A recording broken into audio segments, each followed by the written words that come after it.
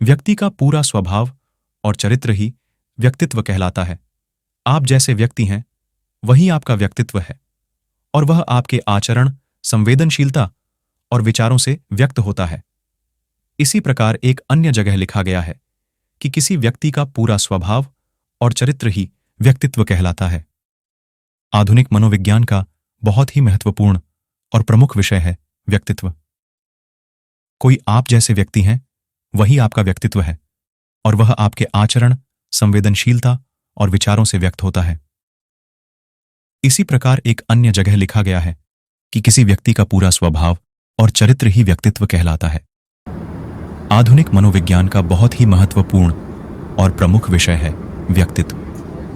कोई व्यक्ति कैसा आचरण करता है, कैसा महसूस करता है और कैसा सोचता है, किसी विशेष परिस्थिति में वह कैसा व्यवहार करता है, यह काफी कुछ उसकी मानसिक संरचना पर निर्भर करता है। किसी व्यक्ति की केवल बाह्य आकृति या उसकी बातें या चाल ढाल उसके व्यक्तित्व के केवल छोर भर हैं। ये उसके सच्चे व्यक्तित्व को प्रकट नहीं करते। व्यक्तित्व का विकास वस्तुतः व्यक्ति के गहन स्तरों से संबंधित है।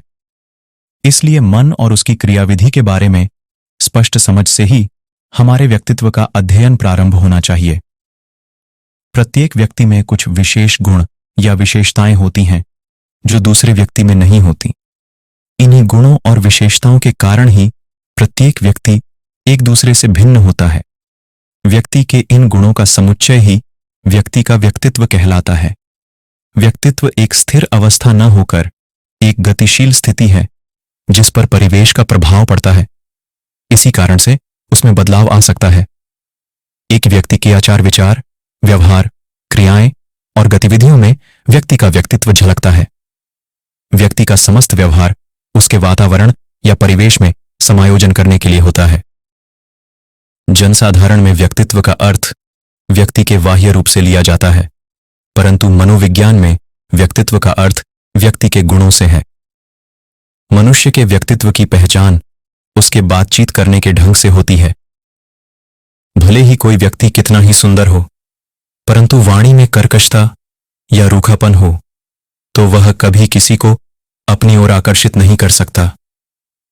इसके विपरीत सामान्य सा दिखने वाला व्यक्ति यदि सौम्य है और उसकी वाणी में मिठास है तो वह सहज ही सबको अपनी ओर आकर्षित कर लेगा। व्यक्ति के बोलने का तरीका बताता है कैसा है उसका असली स्वभाव। सामुद्रिक शास्त्र में व्यक्ति के अंगों के आकार, रंग, निशान और उसके लक्षणों का अध्ययन करके व्यक्ति के बारे में जानकारी दी जाती है। यह अत्यंत ही प्राचीन विधा है जिस पर लोग काफी सालों से विश्वास करते आ रहे हैं। इसी तरह से हम सबके बोलने, बात करने का तरीका अलग अलग होता है। आप भले ही इस पर कोई विशेष ध्यान न देते हो, लेकिन सामुद्रिक शास्त्र के अनुसार किसी भी व्यक्ति के बोलचाल का तरीका उसके बारे में बहुत कुछ कहता है। किसी भी व्यक्ति के बातें करने के तरीके से आप जान सकते हैं कि उसका असली स्वभाव कैसा है, वह अंदर से किस स्वभाव का है। तो चलिए जानते हैं कि किस तरह बात करने वाले लोग किस स्वभाव के होते हैं। सामुद्रिक शास्त्र के अनुसार जो लोग बहुत तेजी से जल्दी जल्दी बोलते हैं और अपनी कोई भी बात स्पष्ट लहजे में बात नहीं करते हैं, ऐसे लोग अपने मन में न ही कुछ छिपाकर रख पाते हैं और न ही कोई बात स्पष्ट रूप से कहना चाहते हैं। ऐसे में भ्रम की स्थिति उत्पन्न हो सकती है। ऐसे लोग विश्वास के पात्र नहीं माने जाते हैं। इन पर पूरी तरह आंख मूंद कर विश्वास नहीं करना चाहिए। अपेक्षाकृत ऊंचे स्वर में बोलने वाले, सामुद्रिक शास्त्र के अनुसार जो लोग दूसरों की अपेक्षा ऊंचे स्वर में बात करते हैं और उनकी आवाज अपेक्षाकृत तेज होती है, ऐसे लोगों का स्वभाव हठी होता है। ये लोग जिद्दी किस्म के होने के साथ अपनी राय दूसरों पर थोपना पसंद करते हैं। दहाड़कर बोलने वाले, जिन लोगों की आवाज आराम से बात करते हुए भी दहाड़ती और गुर्राने जैसी प्रतीत होती है, ऐसे लोगों के बारे में सामुद्रिक शास्त्र कहता है कि ये लोग गंभीर और संयमी स्वभाव के होते हैं। ऐसे लोग गहन अध्ययन करना पसंद करते हैं। इसी कारण ये लोग विद्वान होते हैं।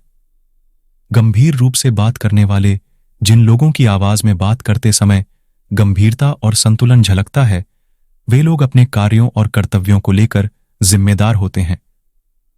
ये लोग अपने कार्यों को व्यवस्थित तरीके से करते हैं और समाज के हित में भी कार्य करने में विश्वास करते हैं।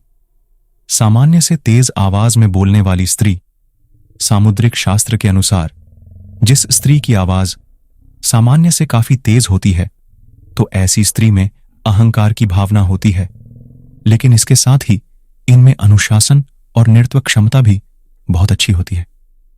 ये अपने परिवार को भी नियंत्रण और अनुशासन में रखती हैं। बात इनके कार्यों की जाए तो ये उच्च प्रशासनिक पदों पर आसीन होती है। बहुत ही धीमे दबे हुए स्वर में बोलने वाले, जो लोग बहुत ही धीमे और दबे हुए स्वर में बोलते हैं और अपनी बात स्पष्ट रूप से नहीं रखते हैं, ऐसे लोगों में कहीं ना कहीं आत्मविश्वास और बुद्धि की कमी होती है। सामुद्रिक शास्त्र के अनुसार ऐसे लोग कमजोर इच्छा शक्ति और धूर्त स्वभाव के होते हैं। अकेलापन बहुत खतरनाक है या बेहद फायदेमंद। मनुष्य एक सामाजिक प्राणी है, सोशल एनिमल है, यानी वो अकेले जिंदगी बसर नहीं कर सकता। लोगों से घुलना मिलना, उनके साथ वक्त बिताना, पार्टी करना और मिलजुल कर जश्न मनाना हमारी फितरत भी है और जरूरत भी। इसके विपरीत अगर कोई अकेला रहता है, लोगों से मिलता जुलता नहीं, उसके साथ वक्त बिताने वाले लोग नहीं हैं, तो इसे एक बड़ी परेशानी समझा जाता है। यही वजह है कि अकेलेपन को सज्जा के तौर पर इस्तेमाल किया जाता रहा है। लोगों को जेलों में अकेले कैद करके रखा जाता है। दिमागी तौर पर बीमार लोगों को जंजीरों से बांधकर अकेले रखा जाता है। अकेलापन इस कदर खतरनाक है कि आज तमाम देशों में अकेलेपन को बीमारी का दर्जा दिया जा रहा है। अकेलेपन से निपटने के लिए लोगों को मनोवैज्ञानिक मदद मुहैया कराई जा रही है। तो क्या वाकई अकेलापन बहुत खतरनाक है और इससे हर कीमत पर बचना चाहिए? बहुत से लोग इसका जवाबनामे देना पसंद करते हैं। उन्हें पार्टियों में, किसी महफिल में या जश्न में शरीक होना हो तो वो कतराने लगते हैं। महफिलों में जाना नहीं चाहते, लोगों से मिलने जुलने से बचते हैं। अकेले रहने से क्या हासिल? ऐसे बहुत से लोग हैं जो आज अकेले रहने की वकालत करते हैं। अमरीकी लेखिका एनेली रुफस ने तो बाकायदा party of one the loners manifesto के नाम से किताब लिख डाली है। वो कहती हैं कि अकेले रहने के बहुत से मजे हैं। आप खुद पर फोकस कर पाते हैं, अपनी क्रिएटिविटी को बढ़ा पाते हैं। लोगों से मिलकर फिजुअल बातें करने या झूठे हंसी मजाक में शामिल होने से बेहतर अकेले वक्त बिताना। वहीं British royal college of general practitioners कहता है कि अकेलापन डायबिटीज जैसी भयानक बीमारी है। इससे भी उतने ही लोगों की मौत होती है जितनी डायबिटीज की वजह से। अकेलापन हमारे सोचने समझने की ताकत को कमजोर करता है। अकेला रहना हमारी अक्लमंदी पर बुरा असर डालता है। बीमारियों से लड़ने की हमारी क्षमता कम होती है। अकेले रहने से बढ़ती है क्रिएटिविटी। तन्हा रहना, पार्टियों से दूरी बनाना और मित्रों से मिलने में आनाकानी करना।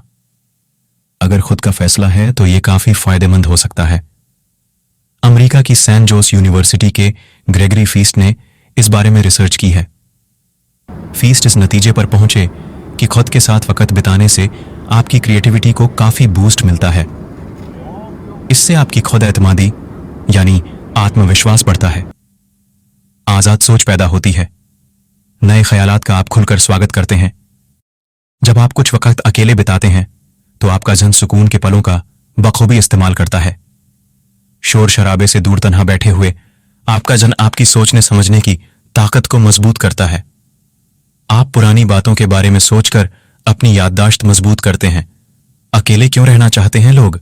मेरे YouTube चैनल को सब्सक्राइब जरूर करें, लाइक करें और शेयर